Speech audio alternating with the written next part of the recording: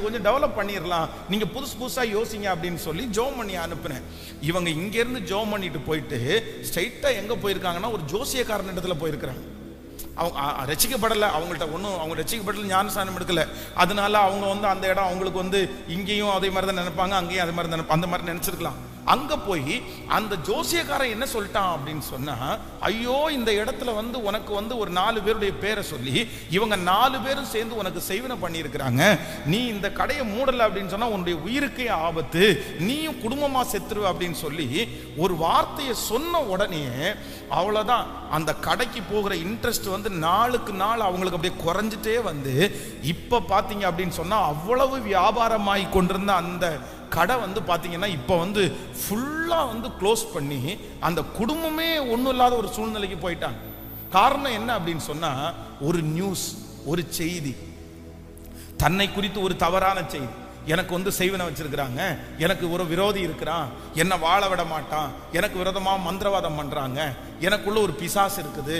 யார் சொன்னான்னு கேட்டா யாரோ ஒருத்தர் சொன்னாங்க, இவங்க சொன்னாங்க, அவங்க சொன்னாங்க. அப்போ ஆண்டவருடைய பிள்ளைகளே, அந்த செய்தி தவறான செய்தி என்கிறத ஒரு ஆண்டவருடைய பிள்ளைங்க எப்படி நீங்க அறிஞ்சுக்க முடியும்? அப்ப இந்த ஞானம் ரொம்ப அவசியம்.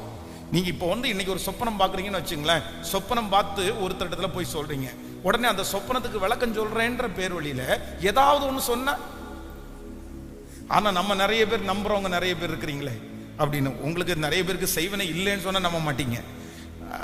நீங்க செய்வனை வைக்கிற அளவுக்கு பெரிய ஆளே இல்லை சிஸ்டர் அப்படின்னு சொன்னாலும் நம்ப மாட்டீங்க நிறைய பேர்.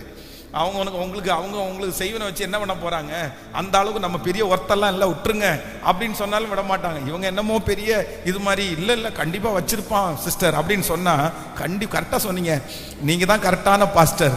ஆமா, ஜெபம் பண்ண உடனே உங்களுக்கு தெரியுது இல்லை அப்படின்னு. அதுவும் இன்னும் 2 டயலாக் கூட சேர்த்து விட்டு ஒரு கருப்பான உருவம் உங்க பின்னாடி சுத்திட்டு இருக்கிறதே நான் பார்த்தேன் சிஸ்டர், அதை இப்ப நான் துரத்திடுறேன் பாருங்க அப்படின்னு சொன்னா இன்னும் கொஞ்சம் நம்பிடுவீங்க போல. பொதுவா நம்ம நிறைய பேர் இருக்குன்னா தான் நம்புவோம், இல்லைன்னா நிறைய பேர் நம்ப மாட்டோம். ஆனா உங்களுக்கு ஒண்ணுமே இல்லைங்க அப்படின்னு சொல்ற டாக்டர் உங்களுக்கு நல்ல டாக்டரே கிடையாது. சிஸ்டர் உங்களுக்கு மேஜர் ப்ராப்ளம், ஆனா இதை நான் தான் கண்டுபிடிச்சேன்னு சொல்லுங்க, உடனே இந்த டாக்டர் நல்ல டாக்டர் அப்படின்னு.